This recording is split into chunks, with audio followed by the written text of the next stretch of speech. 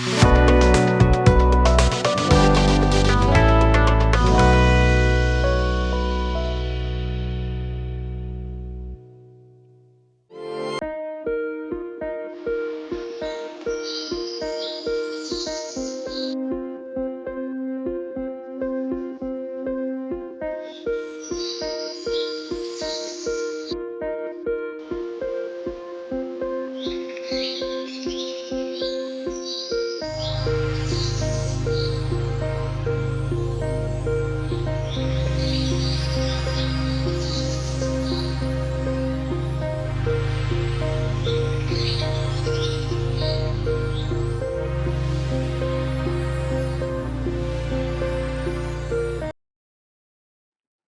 जीशु ख्रीस्ट अति बहुमूल्य नाम संपर्क इंडिया द्वारा प्रस्तुत नुआ सकाल आशार कार्यक्रम में मुझे स्वागत जनाऊँगी। प्रभु प्रत्येक को बाहुल्य रूपे आशीर्वाद करूँ।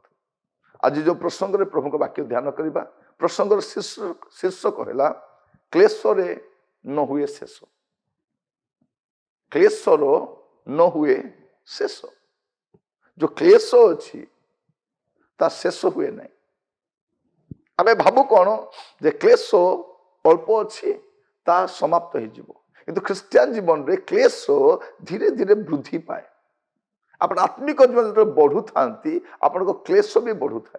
प्रार्थना जीवन बढ़ुले वाक्य बढ़ुले परिपक्वता आसुले क्लेश बढ़ी बढ़ी जाए। प्रभु जीशु ख्रीस्ट जीवन में सेया होता। प्रत्येक साधु विश्वासी मान जीवन में सेया हुए। यह आपको जानवाई पड़ो। क्लेशर न हुए शेष या चली थाए। यदि आप देखिए जहन तार 16 पर्व 33 पद तुम्हें माने जेपरी मो ठारे शांति प्राप्त हुओ एथि निमंते मु तुमको यह सब विषय कहूँगी।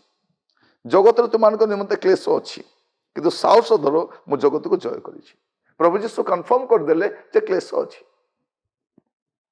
आज समय जो प्रचारक मान कहते क्लेश आसब ना क्लेश कहीं विश्वासी कहीं क्लेश आसे जीशु कहते क्लेश आसो मु कौच क्लेश आसो यहाँ जीशु कहते किंतु साहस धर मु जगत को जय कर। अशांति हुआ नहीं शांति प्राप्त हुआ। क्लेश आसले अशांति होगा दरकार नहीं। प्रभु कहते तुम जब शांति प्राप्त हो जानी था तुम जीवन क्लेश आसो एटा सुनिश्चित अवश्यंभावी एटा निश्चित भाव में आसब ही आसब। एटा को एड़े दे पारिबाने उपेक्षा करि पारिबाने अटकाई पारिबाने आसब ही आसब आसु।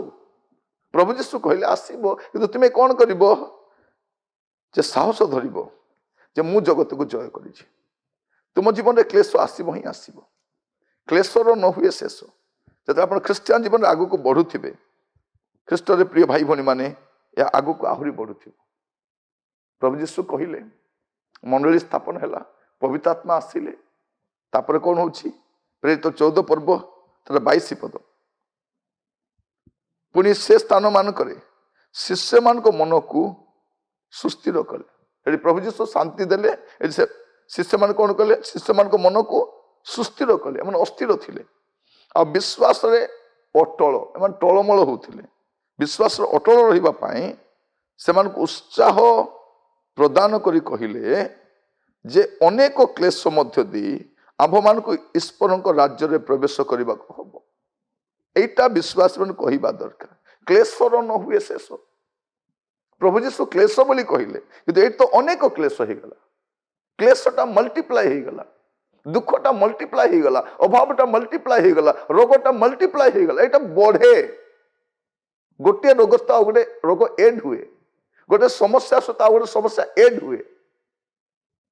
कारण समस्या जगत में अच्छा शैतान देख गोटे समस्या को सामना कला तो दुईटा मिसेक दियो आगे 4टा मिसेक दियो ये कौन कर ये अस्थिर हो विश्वास को छाड़ीदेव ये उत्साह छाड़ीदेव।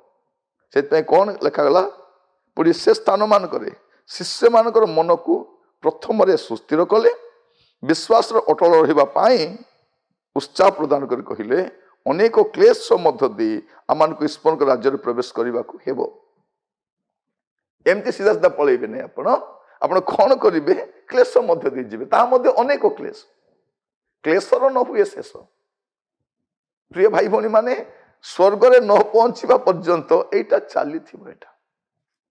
आ शेष काल रे ଯେଉଁମାନେ ମହାକ୍ଲେଶ ମଧ୍ୟ ଯିବାର ସମୟ ଆସିବ ସେମାନଙ୍କ ବିଷୟରେ ଆଉ ଅନେକ ବିଷୟ ଲେଖାରେ ଅଛି।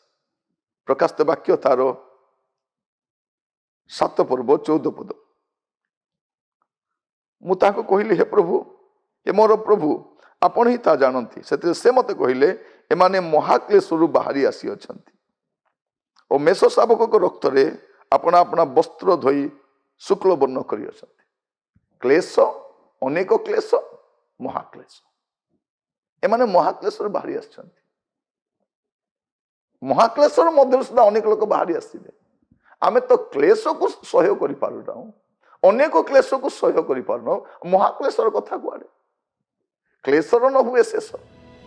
ଆପଣ ଯୋଉ ଦିନ ଏ ଜଗତରୁ ବାହାରି କରି ଯିବେ, ଏ ଜଗତକୁ ଜୟ କରିକି ଯିବେ,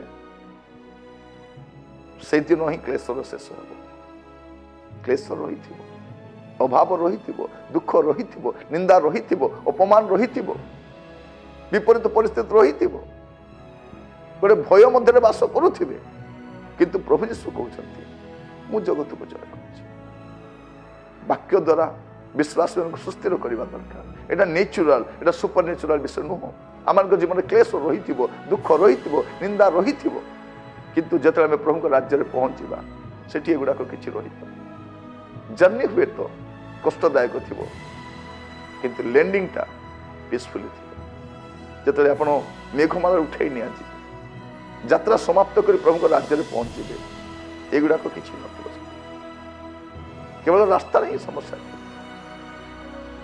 ବେଳେବେଳେ ଆମେ ଜର୍ଣ୍ଣି କରିବା ସମୟରେ ଆମେ ଗୋଟିଏ ବିଷୟ ଦେଖୁ, ରାସ୍ତା ବହୁତ ଖରାପ ଥାଏ, ରାସ୍ତା ମଧ୍ୟ ଭଲ ନଥାଏ, ବହୁତ ପେନଫୁଲ ଥାଏ, କିନ୍ତୁ ପହଞ୍ଚିଲା ପରେ ସେ ସବୁ କଷ୍ଟ ଦୂର ହୋଇଯାଏ। ଏଟା ସେ ସ୍ଥାନ ସେମିତି।